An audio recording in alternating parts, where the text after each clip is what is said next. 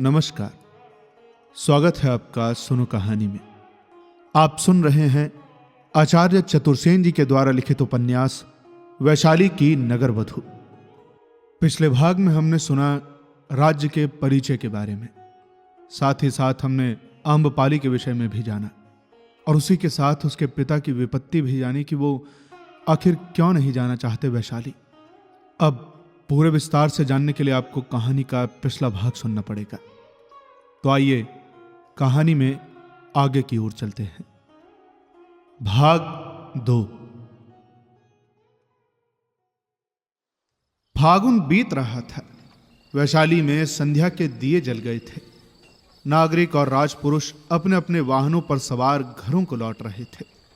रंग बिरंगे वस्त्र पहने बहुत से स्त्री पुरुष इधर से उधर आ जा रहे थे। धीरे धीरे ये चहल पहल कम होने लगी और राजपथ पर अंधकार बढ़ चला। नगर के दक्षिण प्रांत में मद्य की एक दुकान थी। मद्य यानी मदिरा। दुकान में दिया जल रहा था। उसके धीमे और पीले प्रकाश में बड़े बड़े मद्यपात्र कांपते से प्रतीत हो रहे थे। बूढ़ा दुकानदार बैठा ऊँघ रहा था। सड़कें अभी से सूनी हो चली थी। अब कुछ असमृद्ध लोग ही इधर उधर आ जा रहे थे, जिनमें मछुए, कसाई, माछी, नाई, कम्मकार आदि आदि थे। वास्तव में इधर इन्हीं की बस्ती अधिक थी। वृद्ध महानमन बालिका की उंगली पकड़े एक दुकान के आगे आ खड़े हुए। वे बहुत थक गए थे और बालिका उनसे भी बहुत अधिक। महानमन ने थकित किंतु स्नेह भरे स्वर में कहा, अंत में हम आई पहुंचे बेटी। यही नगर है बाबा? कहाँ? वैसे कंचुक यहाँ कहाँ बिकते हैं बाबा? ये उपनगर है बेटी, नगर और आगे है, परंतु आज रात हम यहीं कहीं विश्राम करेंगे। अब हमें चलना नहीं होगा। अच्छा, तुम तनिक यहीं बैठो ना बेटी। ये कहकर वृद्ध महानमन और आगे बढ़कर दुकान के सामने आ गए। महानमन का कंठ स्वर सुनकर बूढ़ा दुकानदार ऊंघ से चौंक उठा था। अब उसने उन्हें सामने खड़ा देखकर कहा, हाँ, मेरी दुकान में सब कुछ है। क्या चाहिए बताओ? कैसा पान करोगे? डाखा लाजा, गोड़ी, मधुमिक, मैरैया। फिर उसने घूर कर वृद्ध महानमन को अंधकार में देखा और उसे एक दीन भिक्षुक समझकर कहा, तो मित्र, मैं उधार नहीं बेचता। दम या कहाँ पर पास हो तो निकालो। वृद्ध महानमन ने एक कदम आगे बढ़कर कहा, तुम्हारा कल्याण हो नागरिक, परंतु मुझे पान नहीं आश्रय चाहिए। मेरे साथ मेरी बेटी है और हम लोग दूर से चले आ रहे हैं। यहाँ कहीं निकट में विश्राम मिलेगा क्या? मैं शुल्क दे सकूंगा। बूढ़े दुकानदार ने संदेह से महानमन को देखते हुए कहा, अरे शुल्क तुम दे सकते हो सो तो है, परंतु भाई तुम हो कौन? जानते हो वैशाली में बड़े बड़े ठग और चोर दस्यु नागरिक का वेश बनाकर आते हैं। वैशाली की संपदा ही ऐसी है भाई। मैं तो सब देखते देखते बूढ़ा हुआ हूं। वो और भी कुछ कहना चाहता था, परंतु इसी समय दो तरुण बातें करते करते उसकी दुकान पर आ खड़े हुए। बूढ़े ने सावधान होकर दीपक के धुंधले प्रकाश में देखा, दोनों राजवर्गीय पुरुष हैं। उनके वस्त्र और शस्त्र अंधेरे में भी चमक रहे थे। बूढ़े ने नम्रतापूर्वक हाथ जोड़कर कहा, श्रीमानों को क्या चाहिए? गौड़िया, माधविक, डाखा या फिर? अरे पहले दस्यु की बात क्या है? कहाँ है दस्यु, बोल। आगंतुक में से एक तरुण ने अपना खड़ग हिलाते हुए कहा। बूढ़े की घेघी बंध गई। उसने हाथ जोड़कर कहा, दस्यु की कुछ बात नहीं श्रीमान। ये तो बूढ़ा ग्रामीण कहीं से आकर रात भर के लिए विश्राम खोजता है। मुझे भय है। नहीं श्रीमान, मैं कभी भय नहीं कराता, किसी से भी नहीं। परंतु मुझे संदेह हुआ कि कौन जाने कौन है ये। महाराज, आप तो देखते ही हैं कि वैशाली का महावैभव यहाँ बड़े बड़े दस्युओं को खींच लाता है। अरे बकबक मत कर बूढ़े, उसी तरुण ने खड़क चमकाते हुए कहा।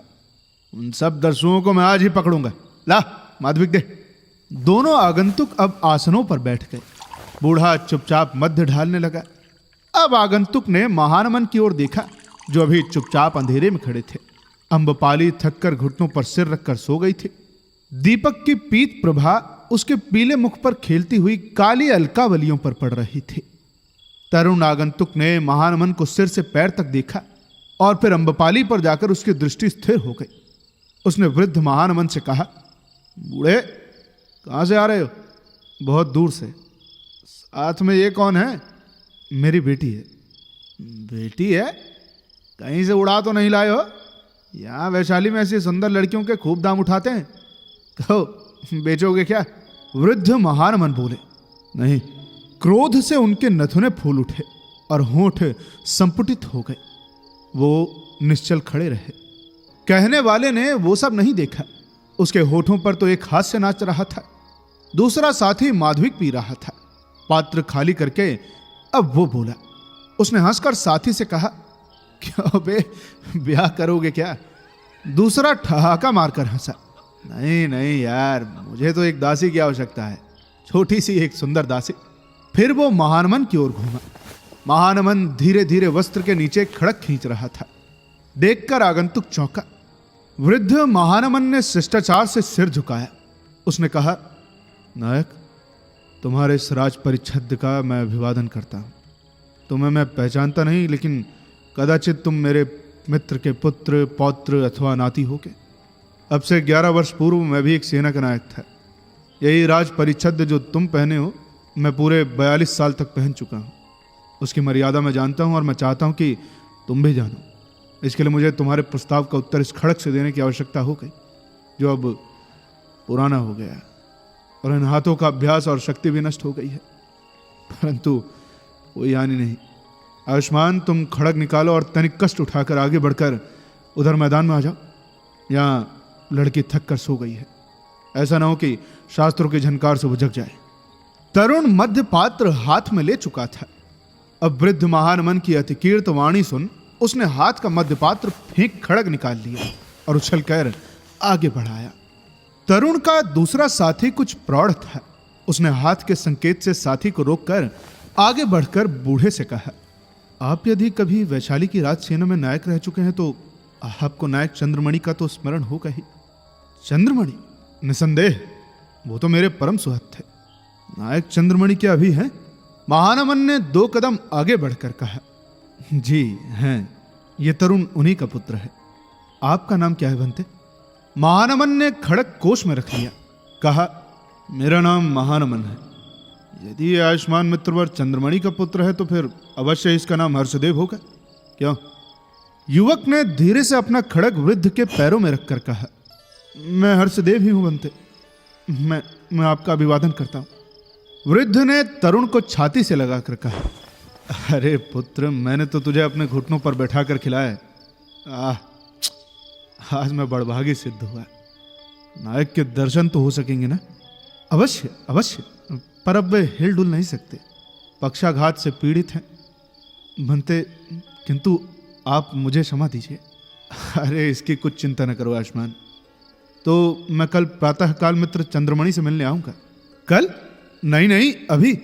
मैं अच्छी तरह जानता हूं आप थके हुए हैं और वो बालिका।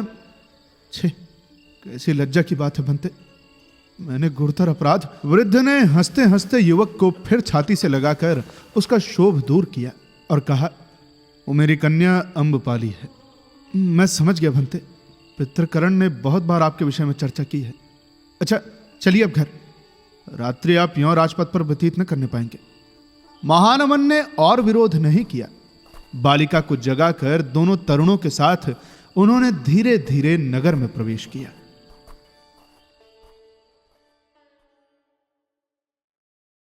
धिक्कृत कानून। उस दिन वैशाली में बड़ी उत्तेजना फैली थी। सूर्योदय के साथ ही ठठ के ठठ नागरिक संथागार की ओर जा रहे थे। संथागार की ओर जाने वाला राजमार्ग मनुष्यों से भरा हुआ था। पैदल, अश्वारोही, रथों और पालकियों पर सवार सभी प्रकार के पुरुष थे। उनमें नगर सेठी, सैनिक और सामंत पुत्र भी थे। संथागार का प्रांगण विविध वाहनों, मनुष्यों और उनके कोलाहल से परिपूर्ण था। बहुत से नागरिक और सेठी पुत्र संथागार की स्वच्छ संगमरमर की सीढ़ियों पर बैठे थे। बहुत से खुले मैदान में अपने अपने वाहनों को थामे उत्सुकता से भवन की ओर देख रहे थे। अनेक सामंत पुत्र अपने अपने शस्त्र चमकाकर और भारे ऊंचे करके चिल्ला चिल्ला कर उत्तेजना प्रकट कर रहे थे। वहां उस समय सर्वत्र अव्यवस्था फैली हुई थी और लोग आपस में मनमानी बातें कर रहे थे। उन्हीं के बीच से होते हुए गण सदस्य अपने अपने वाहनों से उतरकर चुपचाप गंभीर मूर्ति धारण किए सभा भवन में जा रहे थे। दंडधर आगे आगे उनके लिए रास्ता करते और द्वारपाल पुकार कर उनका नाम लेकर उनका आगमन सूचित कर रहे थे। संथागार का सभा मंडप मत्स्य देश के उज्जवल श्वेत मरमर का बना था और उसका फर्श चिकने और प्रतिबिंबित काले पत्थर का बना था। उसकी छत 108 खंभों पर आधारित थी। ये खंभे भी काले पत्थरों के बने थे। सभा भवन के चारों ओर भीतर की तरफ 999 हाथी दांत की चौकियां रखी थीं, जिन पर अपनी अपनी नियुक्ति के अनुसार 8 कुल के सभ्यगण आकर चुपचाप बैठ रहे थे। भवन के बीचों बीच सुंदर चित्रित हरे रंग के पत्थर की एक वेदी थी, जिस पर 2 बहुमूल्य स्वर्ण खचित चांदी की चौकियां रखी थी। एक पर गणपति सुनंद बैठते थे और दूसरी पर महाबलाधिकृत सुमन। ये दोनों ही आसन अभी खाली थे। गणपति और महाबलाधिकृत अभी संथागार में नहीं आए थे। वेदी के ऊपर सोने के दंडों पर चंदोबा तना था, जिस पर अद्भुत चित्रकारी हो रही थी और बीच में रंगीन पताकाएं फहरा रही थी। वेदी के 3 ओर सीढ़ियां थीं और सीढ़ियों के निकट वृद्ध कर्णिक गण सन्निपात की तमाम कार्यवाही लिखने को तैयार बैठे थे। उन्हीं के लिए छंदशाला का ग्राहक हाथ में लाल काली छंदशालाओं से भरी टोकरियां लिए चुपचाप खड़े थे। अधेड़ अवस्था के कर्मचारी परिषद की सब व्यवस्था देखभाल रहे थे तथा विनयधरों को आवश्यक आदेश दे रहे थे। उनके आदेश पर विनयधर इधर उधर दौड़कर आदेश पालन कर रहे थे। इसी बीच गणपति और महाबलाधिकृत भी आकर अपने अपने आसन पर बैठ गए। प्रतिहार ने सन्निपात के कार्यारंभ की सूचनी तुर्य बजाकर दी। संथागार के बाहर खड़ी भीड़ में और भी शोभ फैल गया। सबके मुंह उत्तेजना से लाल हो गए। प्रत्येक व्यक्ति की आंखें चमकने लगी।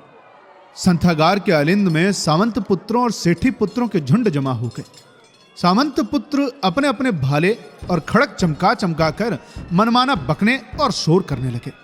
सेठी पुत्रों का सदा का हास्यपूर्ण और निश्चिंत मुख भी आज रौद्र मूर्ति धारण कर रहा था। वैशाली का जनपद, अंतरायण हट और श्रेष्ठी चत्वर सब बंद थे। भीतर गणपति और गण चिंतित भाव से बैठे किसी अयाचित घटना की प्रतीक्षा कर रहे थे। कुल मिलाकर वातावरण अत्यंत अशांत, उत्तेजित और उद्वेगपूर्ण था। तभी एकाएक रथ का गंभीर घोष सुनकर कोलाहल थम गया। जो जहां था चित्र खचित सा खड़ा रह गया। सब उन्मुख हो परिषद प्रांगण की ओर बढ़ते हुए रथ की ओर देखने लगे। रथ पर श्वेत कौशेय मढ़ा था और श्वेत पताका स्वर्ण कलश पर फहरा रही थी। रथ धीर मंथर गति से अपनी सहस्त्र स्वर्ण घंटिकाओं का घोष करता हुआ संथागार के प्रांगण में आ खड़ा हुआ। लोगों ने कौतूहल से देखा। एक भव्य प्रशांत भद्र वृद्ध पुरुष रथ से उतर रहे हैं।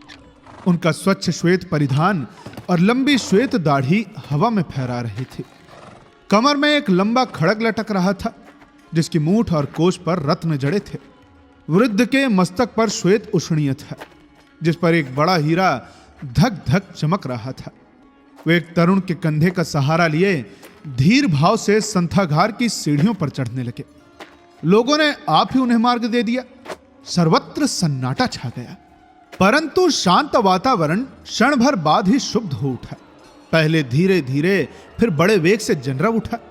एक उद्धत युवक साहस करके अपना भाला सीढ़ियों में टेक कर भद्र वृद्ध के सम्मुख आकर खड़ा हो गया। उनके नथुने क्रोध से फूल रहे थे और मुख पर समस्त शरीर का रक्त एकत्रित हो रहा था। उसने दांत पीसकर कहा, तो बनते महानमन आप एकाकी ही आए हैं, देवी आम्रपाली नहीं आई? तुरंत 10-20 शत सहस्त्र सामंत पुत्र अपने भाले ऊंचे उठा उठाकर और खड़क चमका चमकाकर चिल्ला उठे, हम रक्त की नदी बहा देंगे, परंतु कानून की अवज्ञा नहीं होने देंगे। भद्र नागरिकों ने विद्रोही मुद्रा से कहा, हाँ नहीं होने देंगे, ये तो सरासर कानून की अवहेलना है, यह एक गुरुतर अपराध है। कानून की मर्यादा का पालन होना ही चाहिए प्रत्येक मूल्य पर। शत सहस्त्र कंठों ने चिल्लाकर कहा, हाँ किसी भी मूल्य पर। वृद्ध महानमन का मुख क्षण भर के लिए पत्थर के समान भावहीन और सफेद हो गया। उसका सीधा लंबा शरीर जैसे तनकर और भी लंबा हो गया। उन्मुक्त वायु में उनके श्वेत वस्त्र और श्वेत दाढ़ी लहरा रही थी और उस नीश पर बंधा हीरा धक धक चमक रहा था। उनकी गति रुकी। वे तनिक विचलित हुए और उनकी कमर में बंधा खड़क खड़खड़ा उठा। उनका हाथ खड़क की मूठ पर गया। किसी अतकीर्त शक्ति से युवक सहम कर पीछे हट गया और वृद्ध महानमन उसी धीर मंथर गति से सीढ़ियां चढ़ संथागार के भीतर जाकर वेदी के सम्मुख खड़े हो गए। एक बार संथागार में सर्वत्र सन्नाटा छा गया। एक सुई के गिरने का भी शब्द सुनाई दे सकता था। गणपति सुनंद ने कहा, कृपया करके भंतेगण सुने। आज जिस गुरुतर कार्य के लिए अष्टकुल का गण सन्निपात हुआ है वो आप सब जानते हैं। मैं आप सबसे प्रार्थना करूंगा कि आप सब शांति और व्यवस्था भंग न करें और उत्तेजित न हो। यदि ऐसा होगा तो हमें सन्निपात भंग करने को विवश होना पड़ेगा। अब सबसे पहले मैं आयुष्मान गणपूरक से यह जानना चाहता हूं कि आज सन्निपात में कितने सदस्य उपस्थित हैं। गणपूरक ने उत्तर दिया, कुल 902 हैं। भंतेगण, वज्जी के प्रत्येक गण को आज के सन्निपात की सूचना दे दी गई थी और अब जितने सदस्य उपस्थित हो सकते थे उपस्थित हैं। सदस्यों में कोई पागल तो नहीं है? हो तो पास वाले आयुष्मान सूचित करें। परिषद में सन्नाटा रहा। गणपति ने कहा, कोई रोगी उन्मत्त यमद्य पिए हो तो भी सूचित करे। सर्वत्र सन्नाटा रहा। गणपति ने कहा, हां तो अब भंतेगण सुने। भंते महानमन, आज आपकी पुत्री अम्बपाली 18 वर्ष की आयु पूरी कर चुकी। वैशाली जनपद ने उसे सर्वश्रेष्ठ सुंदरी निर्णित किया है। इसलिए वज्जी गणतंत्र के कानून अनुसार उसे यह परिषद वैशाली की नगर वधू घोषित किया चाहती है और आज उसे वैशाली की जनपद कल्याणी का पद देना चाहती है। गणसन्निपात की आज्ञा है कि वो आज से सार्वजनिक स्त्री की भांति जीवन व्यतीत करे। इसी से आज उसे संथागार में उपस्थित होकर अष्टकुल के गण सन्निपात के सम्मुख शपथ ग्रहण करने की आज्ञा दी गई थी। उसके अभिभावक की हैसियत से आप पर उसे गण सन्निपात के सम्मुख उपस्थित करने का दायित्व है।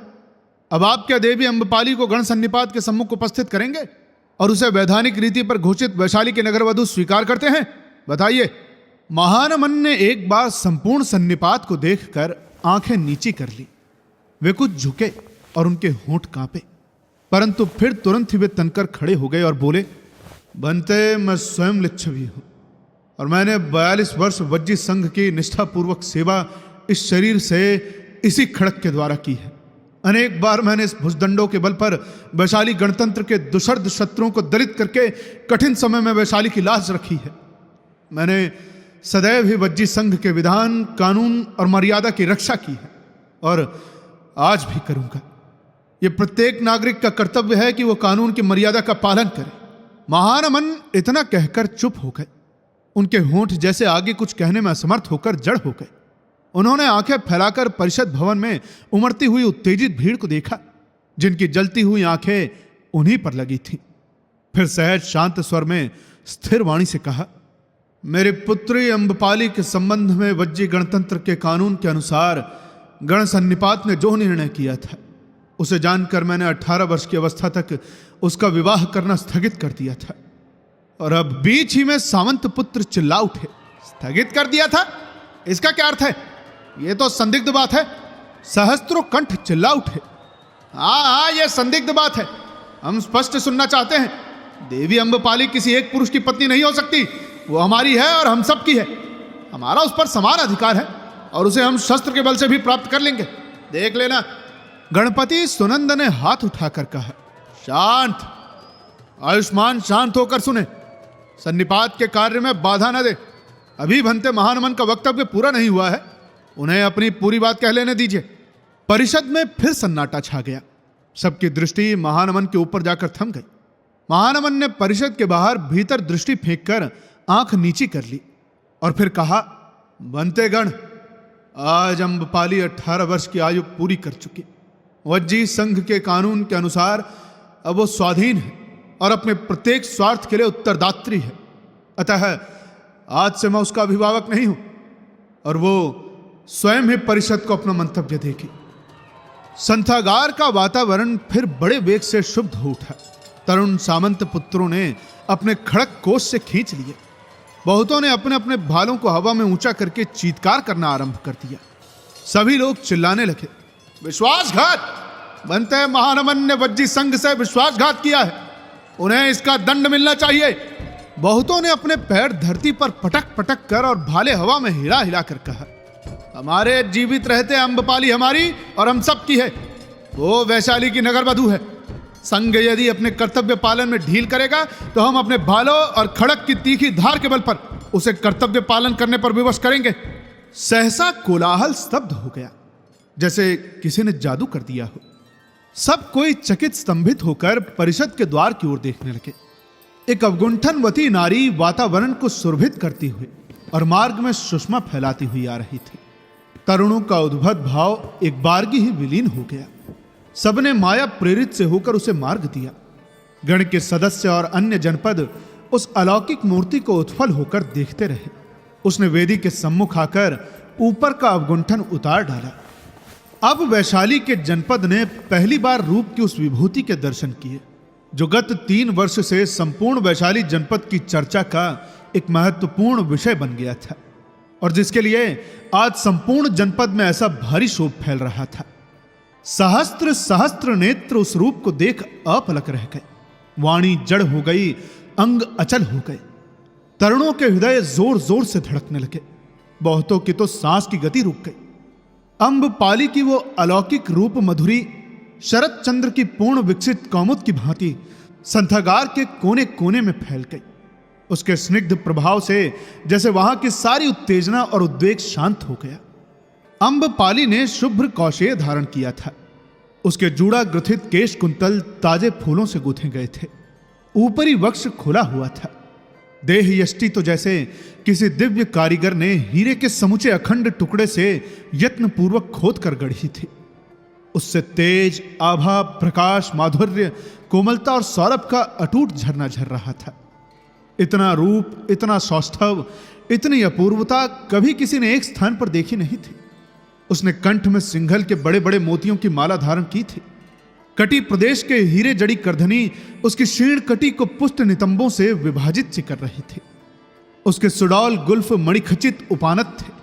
उसके ऊपर पैजनियां चमक रही थी, अपूर्व शोभा का विस्तार कर रहे थे। मानो वो संथागार में रूप, यौवन, मद, सौरभ को बिखेरती चली आई थी। जनपद तो लुटा सा, मूर्छित सा, स्तब्ध सा खड़ा था। यही वो अम्बपाली थी जिसे पाने के लिए वैशाली का जनपद उन्मत्त होकर लहू की नदी बहाने के लिए तैयार हो गया था। जिसे एक बार देख पाने के लिए वर्षों से धन कुबेर सेठी पुत्रों तथा सामंतपुरों ने न जाने कितने यत्न किए थे, षड्यंत्र रचे थे। कितनों ने उसकी न जाने कितनी कल्पना मूर्तियां बनाई थी जो वैशाली में ही गत 3 वर्षों से यत्न पूर्वक गुप्त करके रखी गई थी और जिसे सर्वगुण विभूषित कराने के लिए वैशाली राज परिषद ने मानो स्वर्ण रत्न खर्च कर दिए थे। आज वैशाली का जनपद देख रहा था कि विश्व की यौवन श्री अम्बपाली की देह यष्टि में एकीभूत हो रही थी, जिसे देख जनपद स्तंभित, चकित और जड़ हो गया था। वह अपने को, जीवन को और जगत को भी भूल गया था।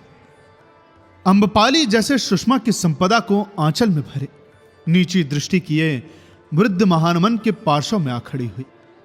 गणपति सुनंद ने कहा, बनते, देवी अम्बपाली अपना मत परिषद के सामने प्रकट करने आई हुई है। सब कोई उनका वक्तव्य सुने। एक बार गगन भेदी जयनाथ से परिषद भवन हिल उठा। देवी अम्बपाली की जय, वैशाली की नगर वधु की जय, वैशाली जनपद कल्याणी की जय। अम्बपाली के होंठ हिले जैसे गुलाब की पंखुड़ियों को प्रातः समीर ने आंदोलित किया हो। वीणा की झनकार के समान उसकी वाणी ने संथागार में सुधा वर्षण किया। भंते, आपके आदेश पर मैंने विचार कर लिया है। मैं बज्जी संघ के धिक्कृत कानून को स्वीकार करती हूँ। यदि गण सन्निपात को मेरी शर्तें स्वीकार हो, वे शर्तें भंते गणपति आपको बता देंगे। परिषद भवन में मंद जनरब सुनाई दिया। एक अधेड़ सदस्य ने अपनी मूछों को दांतों से दबाकर कहा, क्या कहा? धिक्कृत कानून? देवी अम्बपाली, तुम ये वाक्य वापस लो। ये परिषद का घोर अपमान है। चारों ओर से आवाजें आने लगी। हाँ, ये शब्द वापस लो। धिक्कृत कानून शब्द अनुचित है। अम्बपाली ने सहज शांत स्वर में कहा, मैं सहस्त्र बार इस शब्द को दोहराती हूं। वज्जी संघ का यह धिक्कृत कानून वैशाली जनपद के यशस्वी गणतंत्र का कलंक है। भंते, मेरा अपराध केवल यही है कि विधाता ने मुझे यह अथाह रूप दिया। इसी अपराध के लिए आज मैं अपने जीवन के गौरव को लांछना और अपमान के पंख में डुबा देने को विवश की जा रही हूं। इसी से मुझे स्त्रीत्व के उन सभी अधिकारों से वंचित किया जा रहा है जिन पर प्रत्येक कुलवधू का अधिकार है। अब मैं अपनी रुचि और पसंद से किसी व्यक्ति को प्रेम नहीं कर सकती, उसे अपनी देह और अपना हृदय अर्पण नहीं कर सकती। अपना स्नेह से भरा हृदय, रूप से लथपथ या अथम देह लेकर अब मैं वैशाली की हाट में ऊंचे नीचे दाम में इसे बेचने बैठूंगी। आप जिस कानून के बल पर मुझे ऐसा करने को विवश कर रहे हैं वो एक बार नहीं लाख बार धिक्कृत कहने योग्य है, जिसे आज इस तृण तरुण सामंत पुत्र अपने खड़क की तीखी धार और भालों की नोक के बल पर अक्षुण और सुरक्षित रखा चाहते हैं। और ये सेठी पुत्र अपनी रत्न राशि जिस पर लुटाने को दृढ़ प्रतिज्ञ है। अम्बपाली ये कहकर रुकी। उसका अंग अंग कांप रहा था और वाणी तीखी हो रही थी। परिषद भवन में सन्नाटा था। उसने फिर कहा, भंते, मैं अपना अभिप्राय निवेदन कर चुकी। यदि सन्निपात को मेरी शर्तें स्वीकार हो तो मैं अपना सतीत्व, स्त्रीत्व, मर्यादा, यौवन, रूप और देह आपके धिक्कृत कानून के अर्पण करती हूं। यदि आपको मेरी शर्तें स्वीकार न हो तो मैं नील पदम प्रसाद में आपके विधकों की प्रतीक्षा करूंगी। इतना कहकर उसने अवगुंठन से शरीर को आच्छादित किया और वृद्ध महानमन का हाथ पकड़कर कहा, चलिए। महानमन अम्बपाली के कंधे का सहारा लिए संथागार से बाहर हो गए। वैशाली का जनपद मूढ़ अवाक होकर देखता रह गया। अब कहानी में आगे क्या होता है ये जानने के लिए आपको इंतजार करना पड़ेगा इसके अगले भाग का। जल्द ही मिलेंगे इसके अगले भाग के साथ। तब तक के लिए सुनते रहिए सुनो कहानी की अन्य कहानियां और अपना ख्याल रखिए। धन्यवाद।